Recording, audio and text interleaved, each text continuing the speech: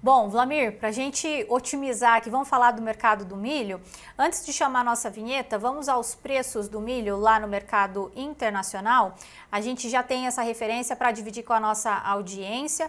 O milho, então, na Bolsa de Chicago nesse instante, o julho 25 a 4,38,25, com leve queda nesse instante, o setembro a 4,29,75, dezembro a 4,46 e o março 2026 a 4,61,50. Mercado ali subindo nas posições mais distantes, entre 1 e 2 pontos nesse momento. Aqui na Bolsa Brasileira nós temos a nossa referência também, o julho 25 a 64,10 com 0,03% de alta, enquanto isso setembro a 65,17, novembro a 68,47 e janeiro 26 a 72,08, mercado trabalhando em queda nessas posições também mais longas. Bom, agora sim, a gente vai para as notícias da soja, notícias do milho com Vlamir Brandalize, um oferecimento da ferramenta Inovipab, que é a ferramenta do produtor rural. Notícias do milho. Oferecimento Inovipab, a ferramenta do produtor rural. Vlamir Brandalize, como a gente pode analisar esse comportamento das cotações do milho também, começando lá na Bolsa de Chicago? Olha, vamos pegar Chicago. Chicago ele veio desde manhã, estava em alta, né? Depois ele acabou indo perto da linha levemente negativa, o pessoal vendendo milho e comprando soja. Agora reverteu, né, novamente na linha positiva, né? Mas em cima dos fundamentos dele, né? Porque ele não está olhando muito a questão China. A China não é importante para a milho americana, nem para Chicago, mesmo sendo um grande importador.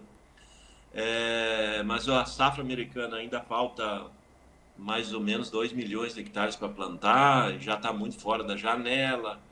Então, isso o mercado vai começar a olhar, né? Porque estamos no mercado climático, excesso de umidade, a qualidade do milho nesse ano está inferior ao ano passado. Então, isso é suporte. Dá para ver que a posição setembro está beliscando aí os 4,30, né? Tentando sair dos 4,20 para os 4,30 em diante, porque existe fundamento para isso. Se a gente olhar a posição julho 27 lá na Bolsa, que está aberto aqui para mim, já está beliscando os 5 dólares. Então, é sinal que o mercado vê milho melhor para frente, melhor em 2026 e melhor ainda em 2027, porque vai seguir com quadro de oferta e demanda negativo, ou seja, vai ter produção menor que o consumo e nós vamos consumir estoques. Então, isso é fator que dá lastro para o milho seguir aí com ganhos lá na Bolsa, né?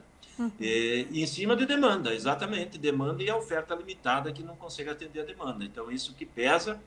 E tem mais um fator aí, essa conversa do Xi Jinping com o Trump aí, talvez venha aparecer até a compra de milho pela China, de milho americano nessa safra aí que eles vão colher aí de setembro em diante, porque, pelo que a gente está sabendo ali, aquelas regiões produtoras de milho lá na China, plantio lá está em 95% das áreas já, mas tem lavoura sofrendo, teve lavouras plantadas aí mais dias, sofreram com o clima, estão sofrendo, está muito calor, temperaturas muito altas, a umidade está muito baixa, a água para irrigação está limitada, ou seja, a safra lá do chinês, que era projetada em 290 milhões de toneladas, agora se aponta que talvez não chegue a isso. E eles devem consumir perto de 330 milhões de toneladas. Então, há um déficit gigantesco entre a produção e o consumo na China.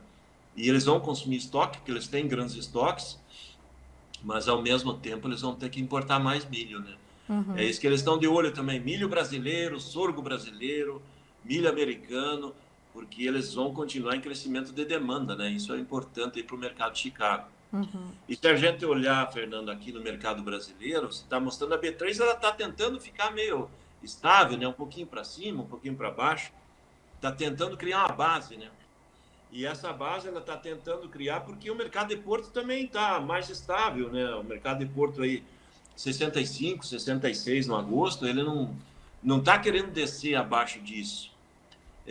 Porque segue comprador, os prêmios estão favoráveis e positivos, e como o Chicago tem dado apoio, o mercado de Porto não tem recuado. Então, isso dá suporte aí para o mercado da B3 tentar se firmar aí nesses níveis, mas ainda existe uma pressão que vem negativa, porque até agora, Fernando, temos 3% a 3,5% da safrinha colhida, né?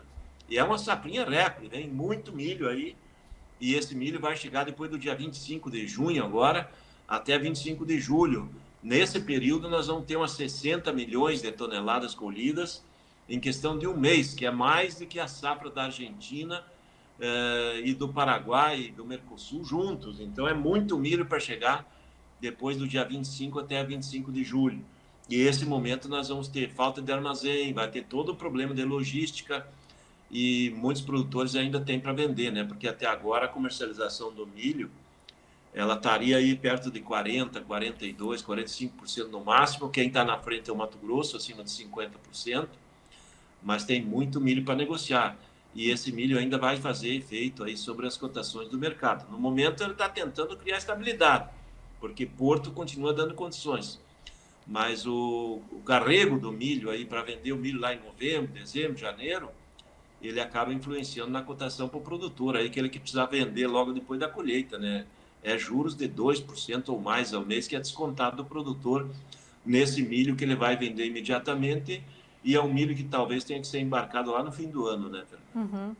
Ô, Wlamir, agora uma dúvida, né? O senhor falando que a gente tem entre 3% até 3,5% dessa safrinha, né? Dessa segunda safra colhida até esse momento. A gente olha para a previsão climática, a gente está com muita chuva, né? Principalmente no sul do Brasil, em especial o estado do Paraná. Ontem nós tivemos queda de granizo em várias localidades. O mercado olha com algum tipo de preocupação ou nesse instante não? As lavouras já estão realmente consolidadas. O máximo que pode acontecer é um atraso desse trabalho no campo, Wlamir? Olha, boa pergunta tua. Hoje, por exemplo, lá no oeste do Paraná, que já está em colheita, tudo parado as máquinas, muita chuva ali na região de Cascavel, Toledo, Palotina, toda aquela região de Marechal Cândido Rondon, a região de Foz do Iguaçu, toda essa parte do oeste do Paraná, parte do sudoeste, mas as áreas do oeste que estão em ponto de colheita, hoje parada a colheita, justamente pela chuva. Mas, em princípio, se as chuvas forem curtas, não ficar muito tempo com chuva, não vai causar problema nenhum. A única coisa que atrasa um pouco mais a colheita, e nós vamos concentrar a colheita aí depois da metade do mês de junho, agora em diante, como a gente já estava falando, depois do dia 25 de junho até 25 de julho, nós vamos ter o pico da oferta e o pico da colheita. Uhum. E é nesse momento que o produtor tem que estar preparado, talvez a cotação caia, né? Porque vai ter muita oferta e o comprador vai levar da mão para a boca. É isso que a gente acredita que vai acontecer. Uhum, tá certo. Wlamir Brandalize, cumprindo o nosso horário aqui para o senhor sair para o aeroporto. Muito obrigada pela sua participação, Wlamir. Bom retorno. E amanhã o senhor volta conosco. E lembrando que amanhã é o quê? O nosso hashtag Sextou aqui, que a gente tem as informações do mercado da soja, do mercado do milho, mas também arroz e feijão. Wlamir, obrigada, viu? É isso aí, até amanhã. Amanhã feijão e arroz. E amanhã nós vamos lá para Santa Catarina falar de arroz lá para os produtores da região de Turvo. Fazer um convite aqui. Produtor da região sul de Santa Catarina, Araranguá, Turvo, toda aquela região. Vamos estar em Turvo fazendo uma palestra amanhã à noite com o foco no mercado do arroz, que vem pela frente. E amanhã a gente dá um spoiler aí no tempo e dinheiro do mercado do arroz. Até amanhã. Obrigada, Wlamir. Bom retorno. Até amanhã.